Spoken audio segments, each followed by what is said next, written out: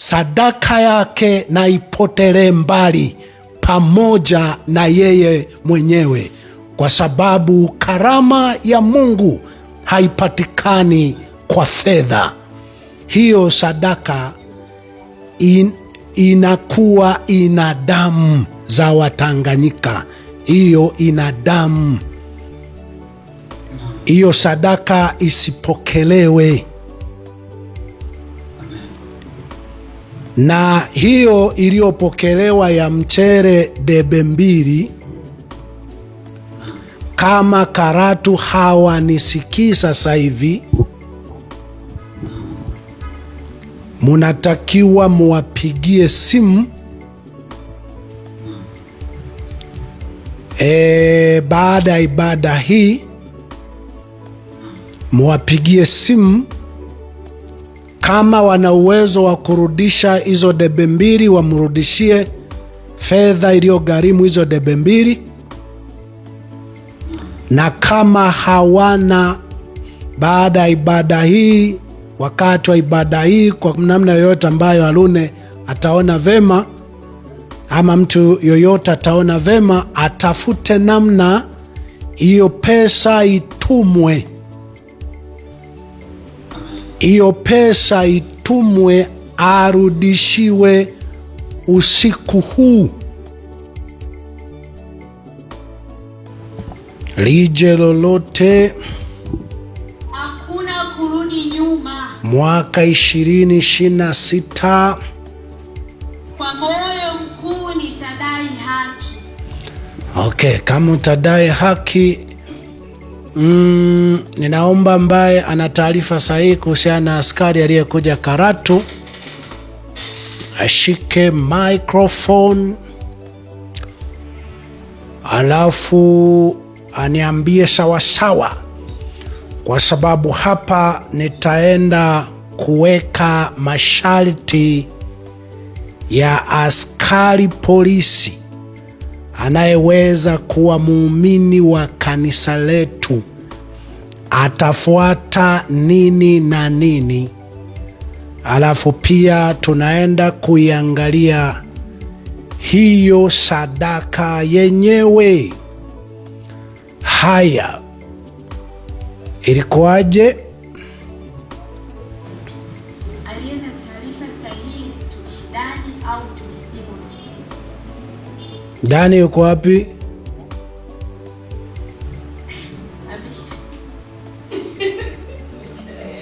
Ameshatoka.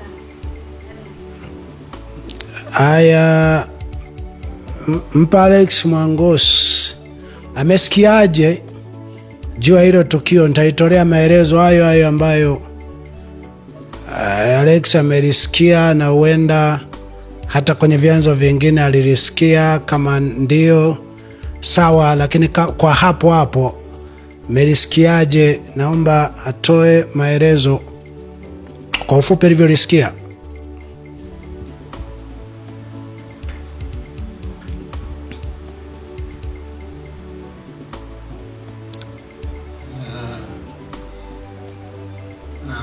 Kimsingi kwa maelezo ambayo nimesikia kwa tushidani, ndio kwamba walikuwa na taarifa ya mtu ambaye wanataka kwenda kusali pale au kufanya ibada pamoja nao, lakini huyo mtu alijitambulisha kwamba ni askari. Na ili kuconfirm juu ya taarifa ya huyo mtu kabla hajafika kanisani au hajaonana naye, Timothy alijaribu kumtafuta, kumpigia simu na alimwambia mahali alipo, mahali mjini ndani. Kwa hiyo alichokifanya, alienda mazingira ambayo amesema huwa anapatikana, akapiga simu ili aone kama kweli anapatikana maeneo hayo. Ndio. Na ikaonekana ni kweli yupo, akamzungumza naye tu kwa simu, lakini hakuonana naye. Ndio. Baadaye akarudi kanisani. Kwa hiyo siku ya Jumamosi ndio akawa ameenda pale kufanya ibada. Lakini taarifa ya mtu huyo Timothy alipokea kutoka kwa mtumishi wa Maka aliyepo Dar es Salaam, ndiye ambaye alimuunganisha naye. Sawa. Kwa hiyo Helbert pia ana taarifa wanaweza kuona taarifa zake. Sawa. Na kuishi Zanzibar, lakini baadaye kutoka Zanzibar akawa amehamia ndani upande huu huku na kufanya kazi huko Karatu. Lakini kwa madai kwamba alikuwa anakufuatilia siku nyingi. Okay. Na siku hiyo alipoenda, ndio nadhani alifanya ibada, alikuwa ameenda na hiyo sadaka ndani ya mchere. Alienda na sadaka ya mchere kiasi gani? Debe mbili. Na kingine? Vingine sijajua, lakini hivyo ambavyo vitani.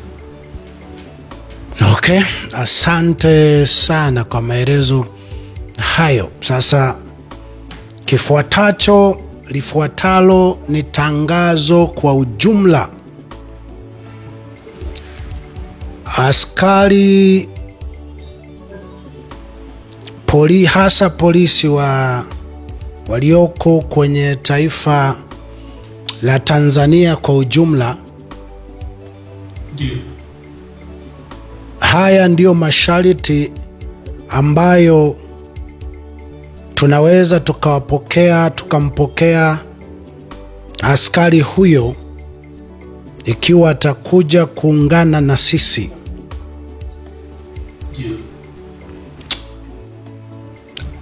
Sharti kuu, lazima atubu kwa tafsiri ya Biblia, ambayo tafsiri ya Biblia unapotubu ni lazima useme, uungame, weke wazi ubaya wote ambao umewahi kuushiriki. Kama umewahi kuua, unatakiwa useme nimewahi kuua.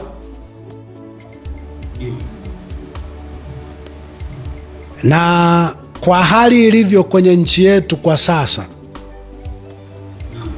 askari akija anasema anataka kuungana na sisi,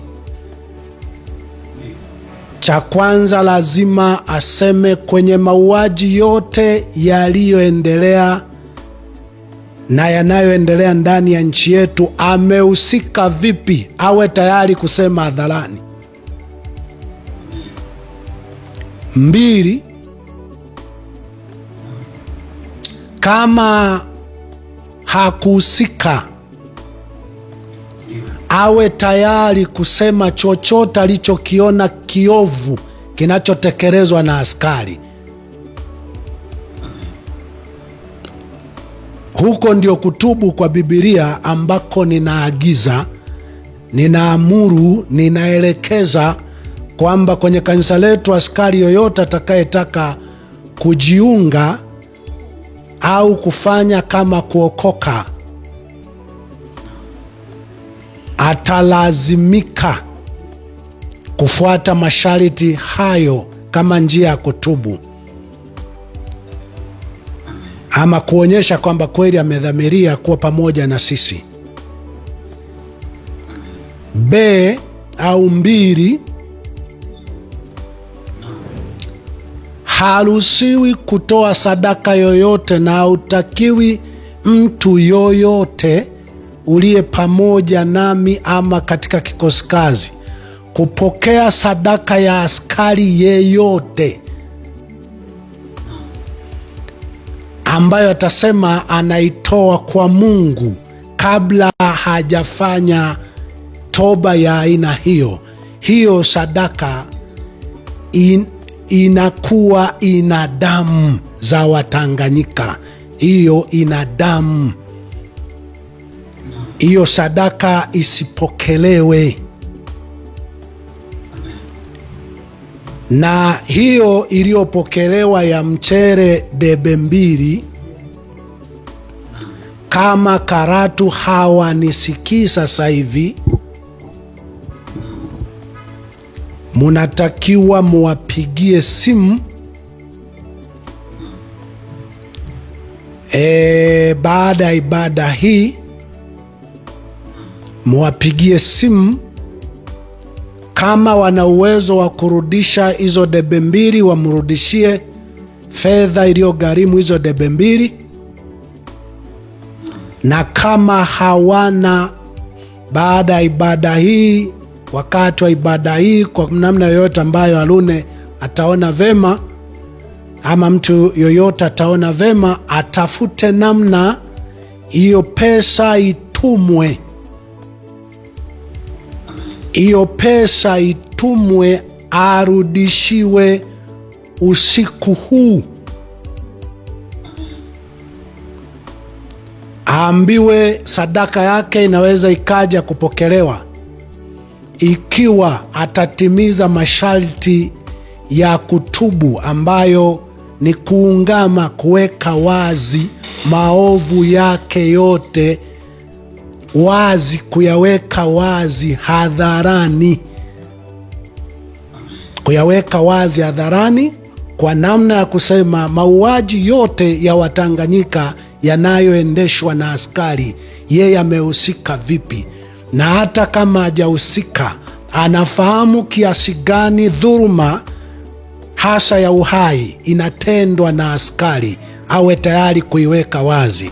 La hawezi hayo, sadaka yake na ipotelee mbali pamoja na yeye mwenyewe, kwa sababu karama ya Mungu haipatikani kwa fedha. Hilo ni agizo na linakuwa published kwa namna mbalimbali. Ndio maana hapo unaweza ukaniona nimekuwa na maiki 2, ili hata kama kwenye mtandao wa Anodi haitakubali, basi mtandao mwingine ikubali kwa sauti yenye msisitizo, kwa sauti ya kueleweka, kwamba mimi kanisa langu haliruhusiwi kupokea sadaka ya damu. Alikuwa ananijaribu, alinibipu, ninampigia. Alimaanisha basi ajue masharti ya kutoa sadaka,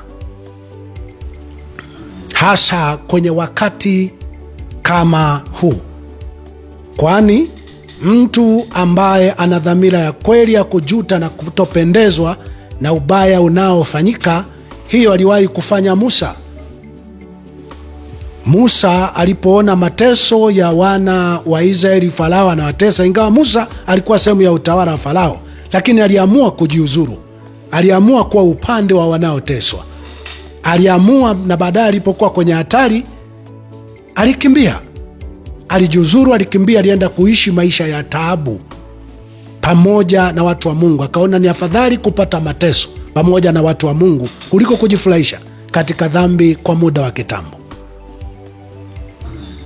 Kwa hiyo askari yoyote anayejua kinachoendelea juu ya uhai wa Watanganyika, anachojua ni kibaya, awe tayari kukisema hadharani, na au kuachana na kazi, kuachana na kazi, kwenda mahali pengine na kuishi kwa taabu, ili aonyeshe sikubaliani na hicho, au awe tayari kuuawa akiwa anaonyesha sikubaliani na hicho. Vinginevyo wahubiri wa kuwaelewa wako wengi tu, makanisa ya kusali yako mengi tu, aende akasali huko, akatoe na sadaka yake huko. Mwisho wa maelekezo.